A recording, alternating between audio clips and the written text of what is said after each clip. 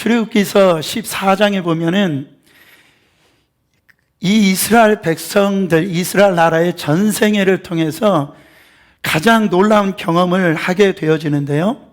그 사건이 뭐냐면 홍해가 갈라지는 사건이었어요. 그 200만이라 되어지는 그 이스라엘 백성들이 이제 홍해 앞에 섰는데요. 이 홍해가 갈라지고 난 다음에 그 속을 마른 땅처럼 그 이스라엘 백성들이 다 건너갑니다. 근데 놀라운 것은 그 애굽 사람들이 이스라엘 백성들을 죽이려고 쫓아왔었는데 그 애굽의 군대들이 그 이스라엘 백성들이 지나갔던 그 땅을 이제 잡으려고 홍해를 통과하는데 마지막 이스라엘 백성 한 사람이 그 홍해에서 나올 적에 그 모든 홍해가 다시 뭉쳐짐으로 말미암아 그 애굽의 군대들이 다 수장되어지는 걸 볼 수가 있어요. 그것을 보고요, 이스라엘 백성들이 얼마나 감격스러웠을까요? 그렇죠?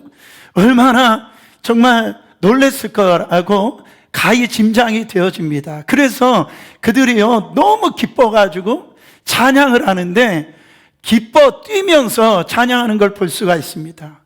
그게 출애굽기서 15장에 그 찬양이 이렇게 나오거든요.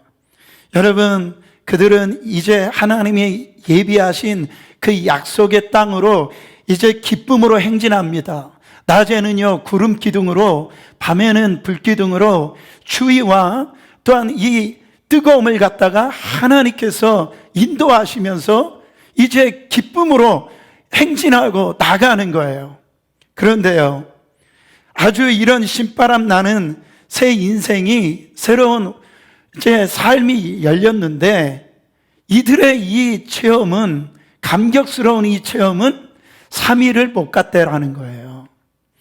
여러분, 홍해를 건너가지고 사막을 행군하는데요, 물이 없는 겁니다.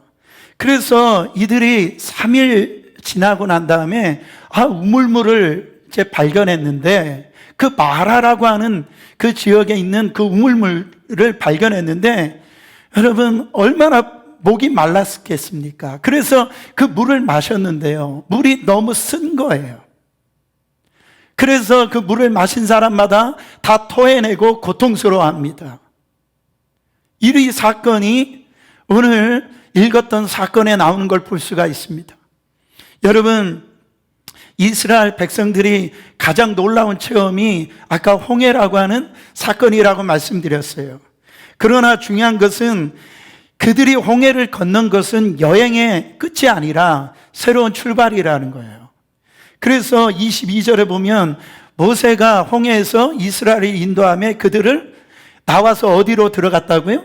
수르 광야로 들어갔다라고 말씀하고 있습니다. 그러니까 홍해에서 나와서 지금 광야로 갔다라는 거예요. 이 홍해의 이 구원은요, 광야 여정의 시작이었던 걸 볼 수가 있습니다. 여러분, 우리 가운데 가장 놀라운 기적이 뭡니까? 놀라운 경험이 뭐예요? 그리스도 안에서 누려지는 기쁨이 뭡니까? 바로 구원을 얻는 거죠. 신앙생활에서 구원을 얻는 것은 신앙의 끝이 아닙니다.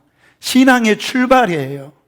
신앙의 그 출발을 할 때 우리가 어떻게 보면 짧은 인생이고 어떻게 보면 긴 인생인데요, 인생을 광야라고 얘기할 때 그 천국까지 가는 그 길에 있어서 여러분, 성경은 반드시 광야를 지나가게 한다라는 거예요. 이 마라와 같은 그 고통을 만난다라는 겁니다. 그래서 어느 한순간에 찬송하던 그 삶이, 정말 기뻐하던 그 삶이, 이 웃음이 이 지금 마라를 만남으로 말미암아 고통스러운 환경 가운데 빠질 때가 있다라는 거죠.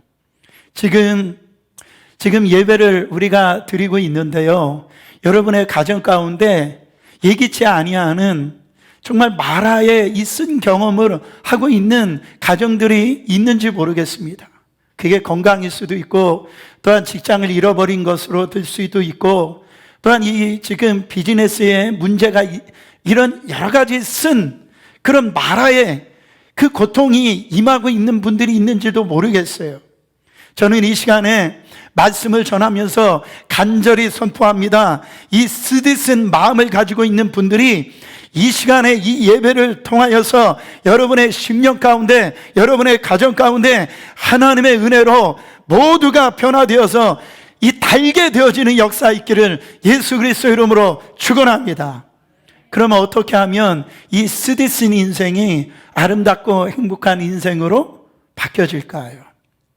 어떻게 하면 이 고통이 정말로 우리의 인생을 통하여서 이 하나님이 주시는 그 행복한 인생으로 변화될 수 있을까요? 첫 번째로는 이것은 하나님의 테스트를 하신다라는 것을 꼭 기억하시라는 거예요. 하나님은 우리를 테스트하신다라는 겁니다. 고통은 하나님의 시험일 때가 있어요. 성경을 제가 보니까요,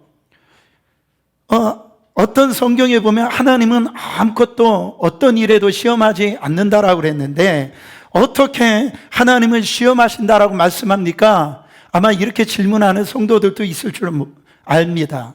근데 야고보서 1장에 보면 하나님은 아무도 시험하지 않는다라고 말씀하셨어요. 하나님은요, 아무도 시험하지 않았어요. 그런데 거기서 시험이라고 하는 단어를 바로 영어로 보면 이 temptation, 바로 그 유혹이라고 하는 단어를 씁니다. 이것은 파괴적인 모습을 나타내주고 있는 단어예요. 그러니까 하나님은 우리를 시험하실 때 파괴적인 시험을 하시지 않는다라는 거예요. 하나님은 우리 가운데 시험하신다라고 하는 이 단어를 쓸 때, 오늘 영어 성경에 보면 테스트 하신다, 이 단어를 쓰고 있는 걸 볼 수가 있습니다. 여러분, 바로 이 연단하시는 거죠. 여러분, 과거에 학교에서 선생님들이 학생에게 바로 시험을 주는 거하고 똑같은데요. 여러분, 과거에 공부하던 시절에 시험 날짜가 오면 어쩐지 나는 가슴이 설레고, 이 시험이 기다려진다, 내 인생에서 시험처럼 아주 기분 좋은 일이 없다, 이렇게 느끼신 분이 혹시 있습니까? 집에서 한번 손 들어보세요. 그런 분이 있으시면. 그런 분은 없으시겠죠. 그렇지만 시험이란 필요가 없다, 시험을 없애자, 이렇게 생각하시는 분 혹 있으십니까? 네, 아무도 시험을 엔조이할 수는 없지만은 이 시험이 필요하다는 사실을 부정할 분들은 아무도 없을 줄 압니다. 학생은요, 시험을 치러야 돼요. 그 시험을 통해서 이 객관적인 내 그 실력을 평가하고 점검을 받습니다. 그래가지고 내가 뭐가 부족한지, 뭐가 약한지를 알게 되어짐으로 말미암아 그 시험을 통해서 한 단계 성숙되어진 걸 볼 수가 있어요. 여러분, 고난은 용광로와 같아요. 이 금을 품은 이 돌이 있잖아요. 그냥 내버려 두면 아무 쓸모가 없는 거예요. 그러나 그것이 재련소에 들어가 가지고 고통에 들어가면 금으로 빛나는 겁니다. 이 버려진 돌도 조각가의 손에 바로 붙들려서 쪼아지고 부서질 때는 고통스럽지만은 여러분, 위대한 작품이 되는 겁니다. 바로 하나님은요, 선한 의도로 이 하나님의 자녀들에게 이 테스트 하실 때가 있다라는 거예요. 그래서 본문 시험은 그런 의미의 시험입니다. 25절을 다시 한 번 더 읽어보세요. 25절을 모세가 여호와께 부르짖었더니 여호와께서 그에게 한 나무를 지시하시니 그가 물에 던짐에 물이 달아졌더라. 거기서 여호와께서 그들을 위하여 법도와 율례를 정하시고 그들을 뭐 하실세? 시험하실세. 그러니까 하나님은 이 사건을 통해서 하나님의 법과 그 율례를 정하셨다라는 거예요. 그러니까 무슨 의도예요? 지금 이스라엘 백성들이 이 사건을 통해서 하나님의 말씀을 붙들고 하나님 말씀 그대로 바로 살아가는 와, 내 백성이 되었으면 좋겠다. 그런 뜻으로 지금 시험하고 계신 걸 볼 수가 있어요. 이것을 좀 더 하나님의 그 선한 의도를 오늘 본문 사건을 통해서 좀 더 살펴보기를 원합니다. 여러분, 15장 1절에 이 출애굽기서는 어떻게 시작했냐면 그 홍해를 건너고 난 다음에 아주 그냥 찬양을 했는데 아주 기쁨으로, 아주 춤으로, 그렇게 노래로 시작한 걸 볼 수가 있어요. 왜 그렇게 노래를 하고 시작했을까요? 바로 14장의 그 홍해 사건 때문에 그런 거예요. 홍해가 갈라진 것 때문에 그래요. 이스라엘 백성들은 홍해 앞에서 다 죽는 줄 알았어요. 이제는 다 끝난 줄 알았어요. 근데 하나님께서 이 홍해 바다를 갈라주셨어요. 기적이 일어난 겁니다. 그 홍해를 이 육지처럼 건너간 겁니다.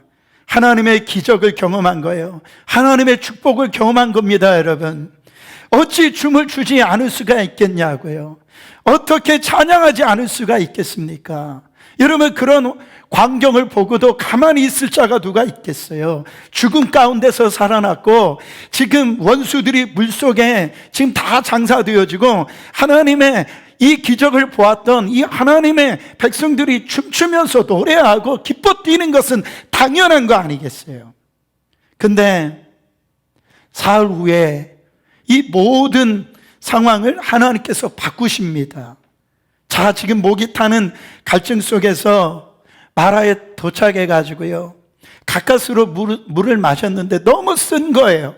토해낼 수밖에 없는 물이었어요. 왜 이런 상황을 허락하셨을까요? 여러분, 거기에 하나님의 선한 의도가 있다라는 거예요. 그게 뭡니까? 너 사흘 전에 기적을 보고 나를 찬양했지, 그리고 감사했지. 근데 내가 너희들을 지금 시험하고 싶다 이거예요. 기적이 일어나지 않을 때도 너 찬양할 수 있냐라는 거예요. 너는 내가 너희들에게 베푼 기적 때문에 찬양했고 감사했고 나를 사랑한다라고 고백했지. 그러나 이 축복이 계속 되지 않는 것처럼 보여지는 이 상황 속에서도, 이 고통 속에서도, 기적이 계속 일어나지 않는 이 메마름 상황 속에서도 너는 여전히 나를 찬양하고 나에게 감사하고 나를 사랑한다라고 고백할 수 있냐라는 거예요. 주님은 그거를 지금 테스트하고 있는 거예요. 내가 축복을 경험했기 때문에, 그래서 하나님은 사랑하는 것, 대부분 우리의 신앙생활의 출발은 어쩌면 여기에서 출발할지 모르겠어요. 그 자체는 나쁜 것은 아닙니다. 그러나 하나님은 그 차원을 더 높이길 원하시는 거예요. 하나님은 그 수준에서 머물기 원치 않으신다라는 거예요. 처음에는 그렇게 시작했을지 모르지만 내가 그 하나님을 경험했더니, 그 하나님과 이 관계를 맺었더니 그 하나님이 너무 좋은 거예요. 하나님이 계심이 너무 좋은 거예요. 그래서 나중에 하나님으로만 사랑을 해요. 하나님으로만 조건 없이 사랑해요. 그래서 찬양하는 겁니다. 이것이 조건을 뛰어넘는 신앙이에요. 그래서 너는 내 축복 때문에 사흘 전에 춤추고 노래했는데, 내 기적 때문에 그렇게 찬양했는데 그 기적이 계속되어지지 않을지라도 오늘 이 메마른 광야 가운데서 나는 너희들에게 요구하고 싶은 것이 있다라는 거예요. 너는 오늘도 찬양할 수 있냐라는 거예요. 그 광야에서 찬양할 수 있냐라는 거예요. 그 광야에서 기뻐 뛰면서 주님을 기뻐할 수 있냐라는 거예요. 여러분, 테스트입니다. 이것이 테스트예요. 그러므로 고통이 올 때 꼭 기억하시길 바랍니다. 내가 죄를 짓지 않았는데 내가 모르는 이 쓴 잔이 내 안에 올 때는요, 와, 하나님의 선한 의도가 있구나. 여러분, 지금 이 순간이 가장 하나님 앞에 받으실 수 있는 정말 진정한 고백을 드릴 수 있는 시간입니다. 내가 경제적으로 다 맡기고 내가 힘들고 고통스러운 이때 주님이 지금 우리를 테스트하시는 거예요. 너는 이 상황에서 나를 찬양할 수 있니? 기뻐할 수 있니? 너는 나를 사랑할 수 있느냐? 여러분, 이 시험에 다 통과하시기를 예수 그리스도 이름으로 축원합니다. 두 번째로, 쓴물을 만났을 때 원망하지 않아야 합니다. 원망하지 않아야 돼요. 마라의 쓴물을 만난 이스라엘 백성들은요, 그 어려움을 부딪히자마자 3일 전에 그렇게 찬양하고 그렇게 기뻐 뛰면서 하나님 앞에 그렇게 영광 돌렸던 이 이스라엘 백성들이요, 그 모세 앞에 원망을 다 쏟아냅니다. 모세에게 책임이 있다라는 거예요. 여러분, 때로는 지도자들이요, 억울할 때가 많이 있어요. 지도자들이 뭐 한 것도 없는데 괜히 대통령 욕하고요, 괜히 뭐 시장 하고요, 괜히 목사님, 아니 그건 아니고 하여튼 그렇게 억울할 때가 있어요. 모세에게 책임이 있다라는 거예요. 모세가 광야를 인도했기 때문에 이런 결과가 나왔다라는 거예요. 여러분, 이미 일어난 일입니다. 지금 이미 코로나 바이러스가 일어난 거예요. 그것을요, 정말 이런 일을 가지고 책임 공방하고 이거는 뭐 정부에서 잘못 대처했기 때문에 이렇게 뉴욕 지역이 전 세계에서 가장 코로나 바이러스 확진자가 많이 나올 수밖에 없다, 이렇게 원망 불평해서는 안 된다라는 거예요. 그렇게 되어지면 서로 원수가 되는 겁니다. 원망은 독소와 같은 거예요. 원망은 사단의 역사인 것을 꼭 기억하시길 바랍니다. 여러분, 이 원망이요, 얼마나 무서운 줄 모릅니다. 쓴 물을 단물로 만들려면, 우리 쓰디쓴 상황을 달게 만들려면 가장 먼저 해야 될 일이 뭐냐면 원망과 불평을 하지 말아야 돼요. 할렐루야. 우리 마음속에는요, 조금만 어려움을 당해도 남에게 책임을 돌리고자 하는 그런 원망하는 마음이 본능적으로 우리에게 있어요. 보세요. 에덴 동산에서 그 완벽한 상황 아닙니까? 부족함이 없는 상황이에요. 근데 아담과 하와가 범죄하고 난 다음에 나타나는 현상이 뭡니까? 하나님이 주신 저 여자 때문에 저 여자의 탓을 돌리잖아요. 뼈 중에 뼈요, 살 중에 살이라고, 그 하와 없으면 못 산다라고 그렇게 고백했던 그 아담이 하는 얘기를 보세요. 저 여자, 하나님이 주신 저 여자 때문에 내가 죄를 졌다라는 거예요. 그건 뭐예요? 저 여자의 탓도 있지만은 누구 탓하고 있는, 누구 원망하고 있는 거예요? 하나님을 지금 원망하고 있는 거예요. 여러분, 우리 믿음의 사람들은요, 어떤 어려운 일을 당하고 이 쓰디쓴 이 마라와 같은 이 일을 만나도요, 원망하지 말아야 됩니다. 따라합니다. 원망하지 말자. 여러분, 원망은 우리를 죽이는 겁니다. 함께 멸망의 길로 가는 거예요. 여러분, 지금 이렇게 힘들고 어려울 때일수록 원망 불평하면 안 되는 거예요. 여러분, 우리가 잘 아는 욥을 보세요. 하나님은 욥을 대단히 칭찬했어요. 어느 날 이 욥에게 쓰디쓴 마라와 같은 이 일이 그에게 닥쳐왔어요. 그 하루아침에 수많은 재산이 날아갑니다. 그리고요, 하루아침에 7남 3녀가 죽임을 당해요. 그리고 자기 이를 곁을 지켜줬던 하나밖에 없는 아내조차도 저주하고 떠나갑니다. 이런 쓰디쓴 인생이 어디 있습니까? 이런 상상할 수 없는 그런 환경 속에서 마라에 부딪히게 되었는데요, 그때 성경은 뭐라고 말씀하고 있는 줄 아십니까?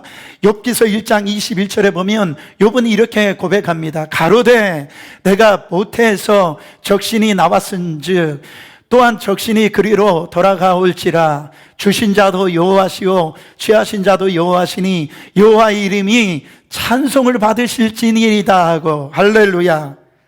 하나님은 그 고백을 받으시고요, 욥에 대해서 이렇게 평가합니다.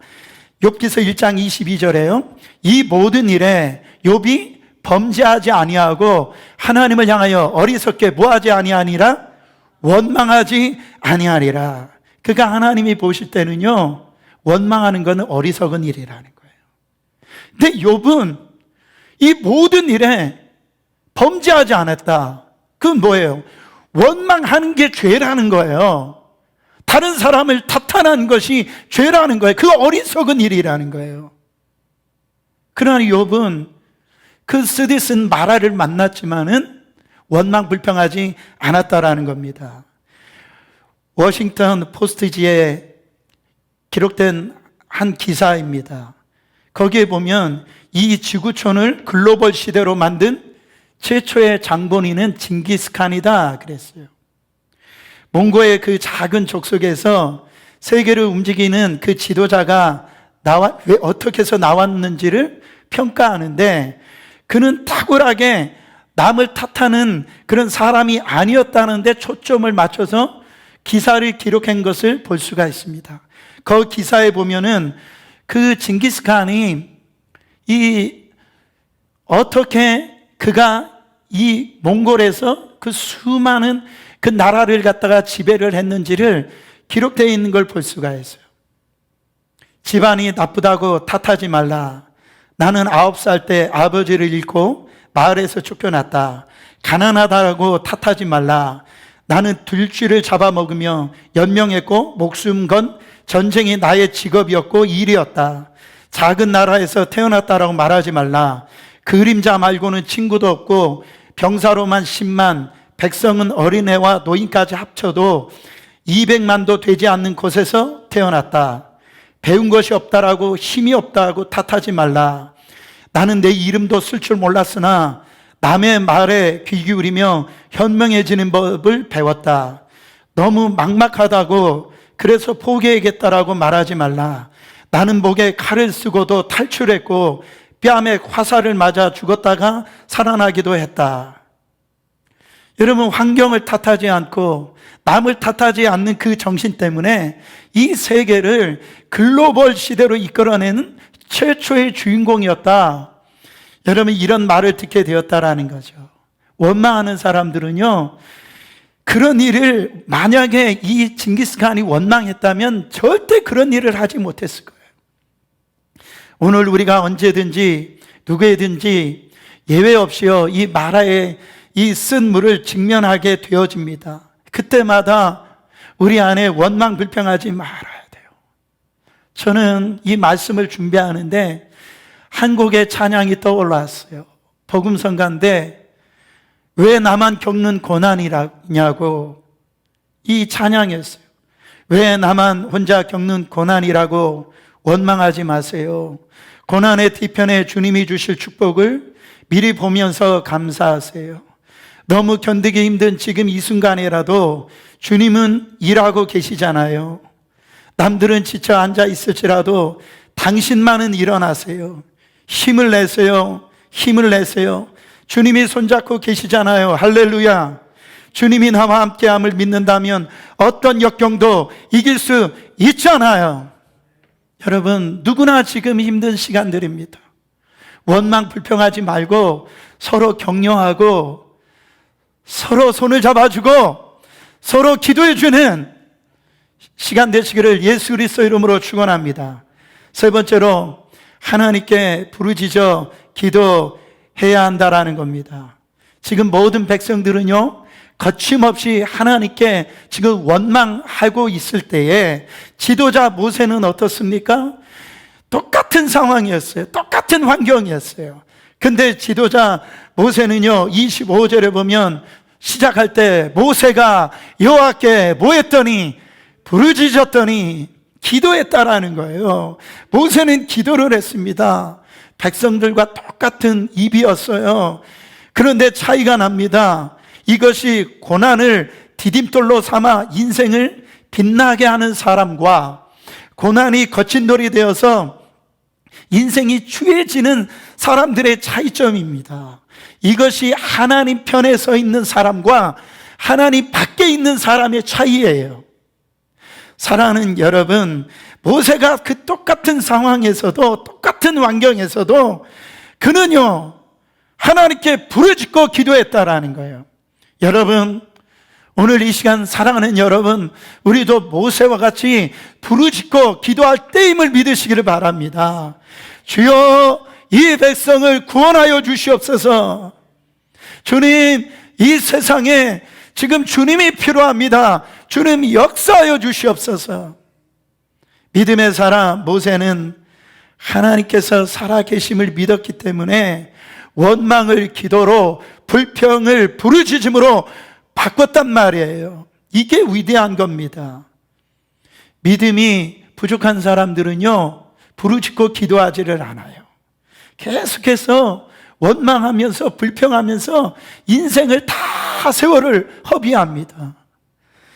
그런데 모세는요, 원망 대신 부르짖어 기도합니다. 하나님께서는요, 믿음으로 그렇게 부르짖고 기도하는 이 모세의 기도를 사용하여 주셔서 쓴 물을 단물로 바꿔주는 그런 역사를 일으키신 걸 볼 수가 있어요. 여러분, 부르짖는 하나님의 종들이 되시기를 예수 그리스도 이름으로 축원합니다. 왜냐하면 지금은 부르짖을 수밖에 없는 상황이기 때문에 부르짖으라는 얘기예요. 목사님, 그냥 조용하게 기도할 수 있지 않아요. 여러분, 부르짖을 수밖에 없는 상황이기 때문에 부르짖을 수밖에 없는 거예요. 아니, 이 상황에서 여러분 다 죽게 되어졌는데 어찌 그렇게 잠잠할 수가 있냐라는 거예요. 인생의 위기와 이런 바로 환난에 대처하는 그런 가장 효율적인 기도는 부르짖는 기도입니다. 내 속에 있는 것을 다 토해내는 기도예요. 성경은 우리가 부르짖을 때 여호와께서 우리를 고통에서 건지신다라고 약속해 주셨습니다. 우리가 부르짖을 때 그가 우리를 사망에서 건지시겠다라고 약속해 주셨어요. 놀라운 크고 비밀한 일들을 보여주시겠다라고 약속했습니다. 에레미야서 33장 3절입니다. 너는 내게 부르짖어라. 내가 내게 응답하겠고 내가 알지 못하는 크고 은밀한 일을 내게 보이리라. 지금은 부르짖어 기도할 때입니다. 가정에서 부르짖고 기도하세요. 할렐루야. 저와 우리 어린이학교의 모든 성도들이요, 온 가족이 정말 보호자 앞에 나아가 하늘을 향해서 손을 들고 이 시간에 부르짖어야 됩니다. 여러분, 인생의 쓴물을 만날 때에 하나님께 부르짖어 모세와 같이 정말로 쓴물을 단물로 바뀌어지는 그 인생의 놀라운 변화 역사를 경험하시는 귀한 시간 되시기를 바랍니다. 다윗 보세요. 시편을 보면은요, 다윗이 얼마나 기도하고 또 부르짖는 사람이었는지 몰라요. 시편 18편 6절에 보면 내가 환난에서 여호와께 아뢰며 나의 하나님께 뭐 했더니? 부르짖었더니 저가 그 전에서 내 소리를 들으시며 그 앞에서 나의 부르짖음이 그에 들렸도다. 시편 28편 2절에도 보면 내가 주의 성소를 향하여 손을 들고 주께 부르짖을 때 나의 간구하는 소리를 들으소서. 여러분, 정말로 우리가 쓴 마라를 무엇으로 해결하겠습니까? 어떻게 이 쓰디쓴 인생을 달게 만들 수 있습니까? 이것은 하나님만이 해결해 줄 수 있는 그 줄로 믿으시기를 바랍니다. 우리는 할 수 없어요. 하나님이 하셔야 됩니다. 여러분, 하나님 앞에 부르짖고 나가서 정말로 하나님의 역사를 경험하시기를 예수 그리스도 이름으로 축원합니다. 염려를 맡기세요. 나를 사랑하시고 내 신임에도 귀를 기울이시는 주님의 그 앞에 우리가 부르짖는 우리 성도들이 되시기를 예수 그리스도 이름으로 축원합니다. 축원합니다. 여러분, 마지막으로 치료자 되신 예수 그리스도를 믿어야 된다라는 거예요. 여러분, 하나님이 오늘 이 사건 자신을 어떻게 말씀으로 계시하셨어요? 내가 누구라고 그랬습니까? 26절 마지막 절에 보면은 나는 너희를 치료하는 하나님이다. 할렐루야. 여호와 라파다. 예, 치료하시는 하나님, 힐링가. 바로 하나님은 치료하신 하나님이라는 거예요. 여러분, 지금 내가 서 있는 자리가 질병의 자리입니까? 지금 질병 때문에 아파하고 지금 고통하고 있어요? 주님은 치료의 하나님이세요. 이 시간에 예수의 이름으로 모든 병만을 떠나갈 치료다. 할렐루야. 여러분, 또 어떤 하나님을 지금 여러분들 경험하길 원하십니까? 우리의 삶의 모든 환경을 갖다가 다 변화시킬 수 있는 치료하신 하나님이라는 거예요. 이때 우리는요, 새롭게 주님을 경험하게 되는 겁니다. 어떤 하나님을 경험해요? 아, 하나님은 분명히 계시는구나. 이 사람이 들려준 다른 사람의 이 역사는 그 하나님이 아니고 이제는 나의 하나님으로 이제는 경험을 하는 거예요. 내가 직접 경험해 보니까 그 하나님은 치료하시는 하나님이야.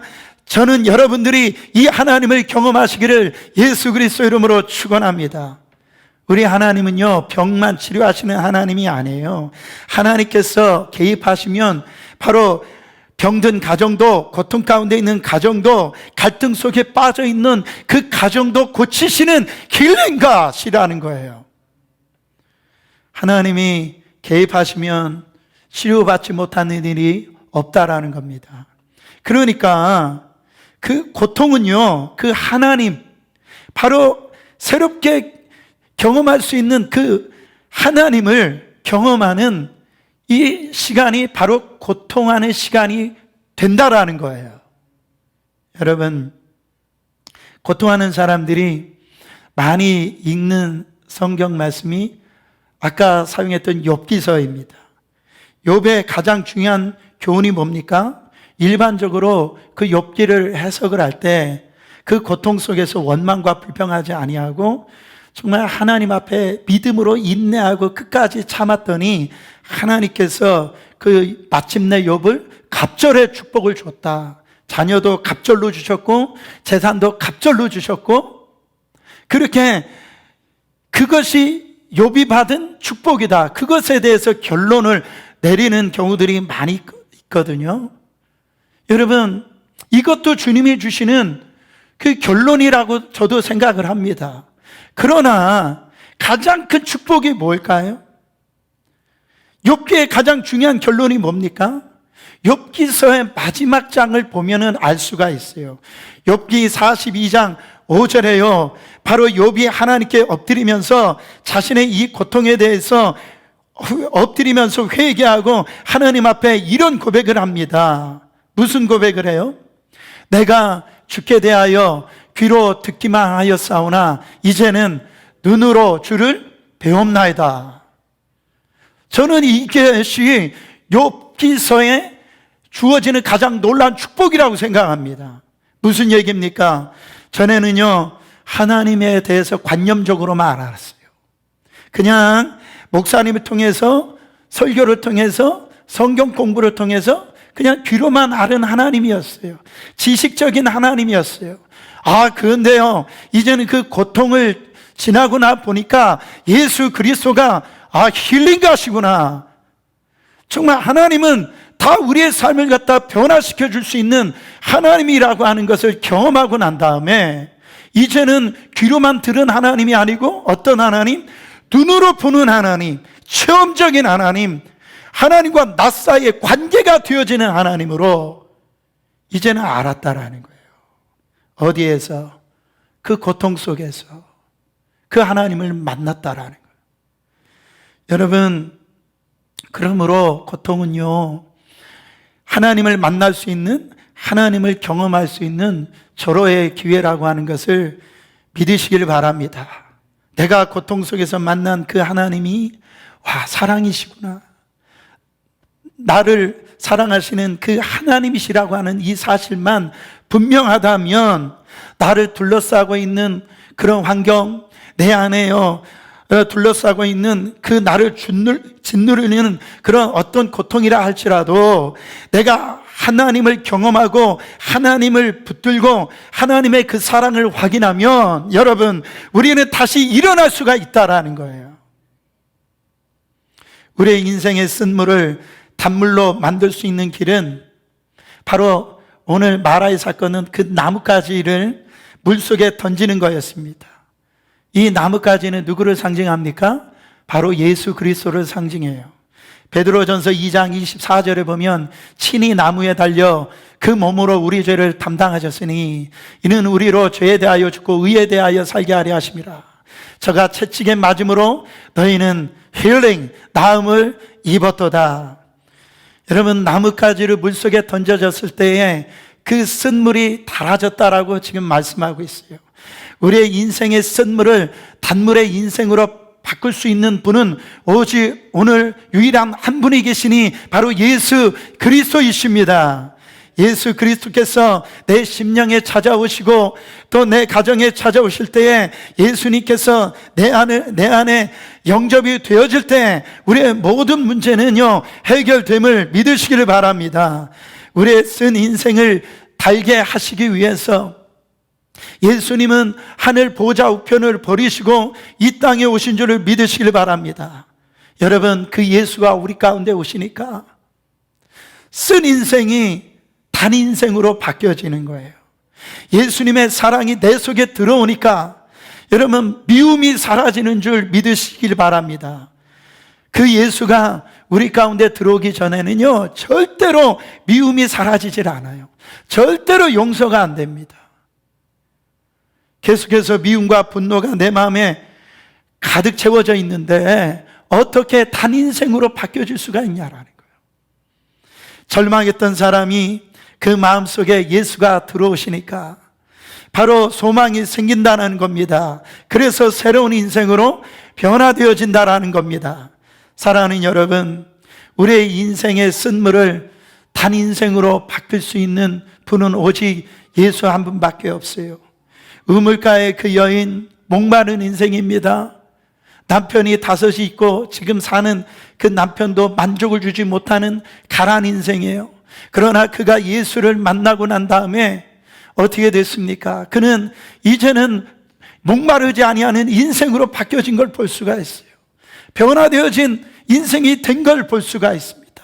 여러분, 오늘 또 예수님을 만나야 됩니다. 우리 안에 치료해 줄 수 있는 그 예수님을 만나야 돼요. 사랑하는 여러분, 인생의 변화는 오직 예수님을 만날 때 변화가 되어집니다. 결론입니다. 그 예수님이 우리의 인생 앞에 아주 멋진 것을 준비해 놓으시는 분임을 꼭 기억하시길 바랍니다.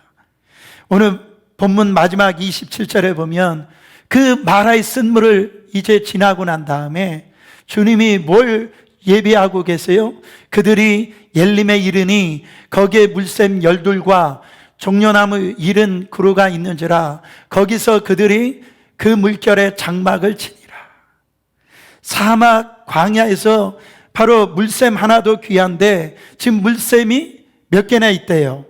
12이나 있고 그 나무 하나만 있어도요, 그늘 하나만 있어도 참 귀한데 종려나무 몇 개가 있대요?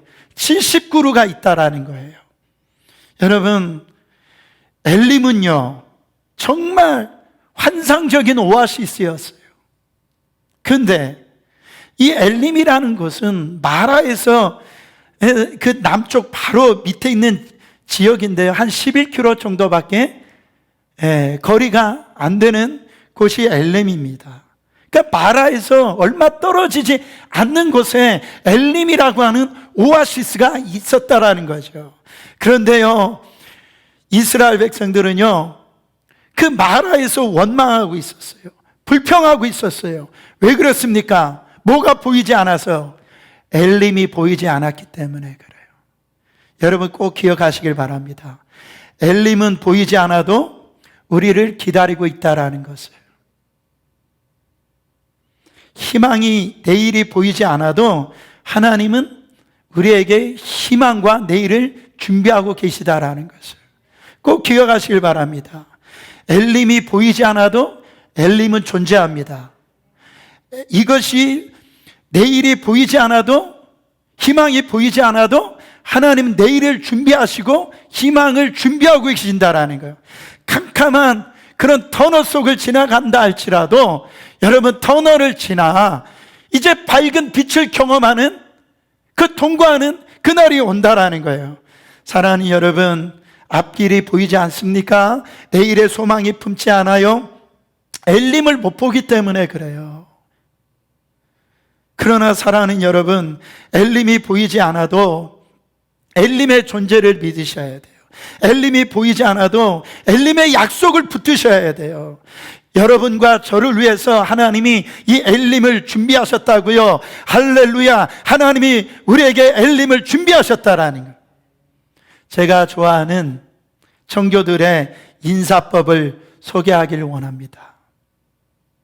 그들이 믿음 때문에 많은 고난을 견디고요, 또한 당시의 사회 속에서 오해를 당하고 핍박을 당하고 소외당하는 그 고통의 삶을 견딜 때에 명언으로 쓰여지는 한 메시지를 남겼습니다.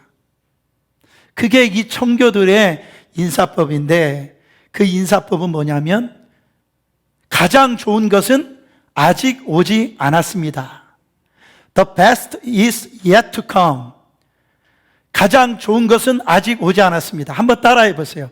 가장 좋은 것은 아직 오지 않았습니다.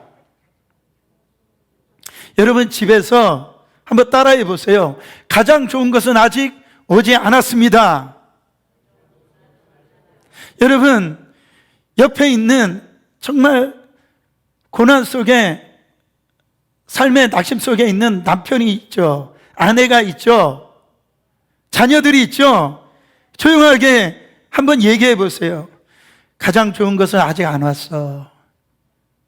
가장 좋은 것은 아직 오지 않았어요. 이 말을 오늘 본문식으로 바꾸면 어떻게 되겠습니까? 우리에게 아직 엘림은 오지 않았습니다, 이거예요. 여러분 정말 옆에 있는 사람들을 바라보시면서 다시 한 번 더 그렇게 인사해 보세요. 엘림이 멀지 않았어요. 엘림이 멀지 않았어요. 그렇게 인사해 보세요. 여러분 우리가 예수님을 믿는다고 해서 모든 것이 형통이고 그런 것만은 아닙니다. 광야가 있다라는 거예요. 쓴 마라의 불이 있다라는 거예요. 내가 그러나 하나님을 믿고 예수님을 구주로 영접했을 때 왜 힘들고 어려운 일이 생기냐고 할 때에 하나님께 원망과 불평을 하는 경우가 우리가 많은데요, 그것은 뭐냐면 그때 우리가 낭망하고 좌절하지 말라라는 거예요. 왜요? 엘림이 멀지 않았다라는 거예요. 가장 좋은 것이 아직 오지 않았다라는 거예요. 사랑하는 여러분, 왜 그렇습니까? 그 고통 속에서도 여전히 누가 계시다라는 거예요. 하나님이 계시다라는 거예요. 하나님이 함께 하시다라는 거예요. 왜 함께 하십니까? 가장 좋은 것을 주시기 위해서 함께 하시는 거예요. 엘림을 허락하시기 위해서 함께 하신다라는 겁니다. 여러분 그 고통 속에서 나를 그냥 내버려 두지 아니하시고 내 삶의 현장에 찾아오신 예수 그리스도를 그 경험한 사람들은요, 그 고통 속에 설명할 수 없는 그 이해하기 힘든 그 고통의 한복판에서도 이렇게 고백할 수가 있어요. 하나님, 저 지금 아파요. 지금 힘들어요. 그렇지만 주님이 나와 함께 하시기 때문에 반드시 주님은 엘림을 준비하시는 분이시기 때문에 나는 다시 일어납니다. 나는 다시 일어날 수 있습니다. 이게 믿음이라고요. 사랑하는 여러분, 오늘 여러분 안에 어떤 마라의 쓴물이 있습니까? 지금 들려지는 소식이 다 마라의 쓴물과 같아요. 여러분 한 분 한 분들이 이때에 정말로 이 테스트에서 다 통과하시길 바랍니다. 기적을 정말 하나님께서 우리 가운데 평안을 주실 때 우리는 찬양했어요. 하나님 앞에 정말 기뻐 뛰면서 춤을 췄어요. 저는 지금도 제 마음 가운데 간절한 열망은 뭐냐면 우리 어린이 학교의 예배가 얼마나 기쁨이 있습니까? 얼마나 즐겁습니까? 얼마나 은혜스럽습니까? 그러나 이곳에서 정말로 그때 드려졌던 그 기쁨과 감사와 그 찬양을 제가 지금 갈망하거든요. 근데 지금은 그런 예배를 지금 못 드리고 있다고요. 그때 주님은 테스트를 하고 있습니다. 사랑하는 아들아, 사랑하는 딸아, 지금 우리는 그런 환경 가운데 있지 않지만 그렇지 않는 환경 속에서 찬양할 수 있다는 거예요. 하나님 앞에 기뻐할 수 있다라는 거예요. 하나님 앞에 더 크게 영광 돌릴 수 있다라는 거예요. 내가 그 테스트를 너에게 한번 해보겠다라는 거예요. 다 통과하시기를 바랍니다. 할렐루야. 그리고 원망과 불평하기보다 여러분 간절히 기도하세요. 믿는 자들의 기도가 지금 필요합니다. 여러분의 가정을 위해서 기도할 수 있는, 간절히 기도할 수 있는 그런 때입니다. 그리고요, 여러분의 교회입니다. 우리 교회를 위해서 간절히 기도해 주세요. 그리고요, 이 모든 환경 속에서 답은 예수 그리스도시라는 거예요. 하나님은 오늘 또 엘림을 준비해 놓으셨어요. 아직 좋은 것은 오지 않았다라는 거예요. 하나님이 왜 이 마라의 쓴물과 같은 지금 이런 일들을 일으키고 계시는지, 이런 일들이 우리 가운데 오는지 우리는 지금 다 모릅니다. 그러나 하나님은 우리에게 엘림을 준비해 놓으셨다라는 거예요. 우리 교회가 이때를 지나고 정말 하나님 앞에, 하나님 보시기에 하나님 앞에 정말 이 마지막 때를 승리할 수 있는 교회로, 성도로 세우시기 위해서 이 시간을 허락하신 줄 믿습니다. 여러분, 우리 교회 가운데, 여러분의 인생 가운데 엘림은 곧 옵니다.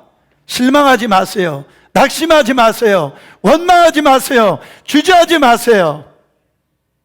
이 시험을 통과하셔서 이 마라의 쓴물이 예수 그리스도를 통하여서 단물과 같은 인생으로 바뀌어질 줄 믿습니다. 또 우리 가운데 귀한 인생의 이 축복을 예배해 주신 우리 하나님을 찬양합니다. 그 하나님 앞에 영광과 존귀의 찬송의 박수 올려드립니다. 할렐루야.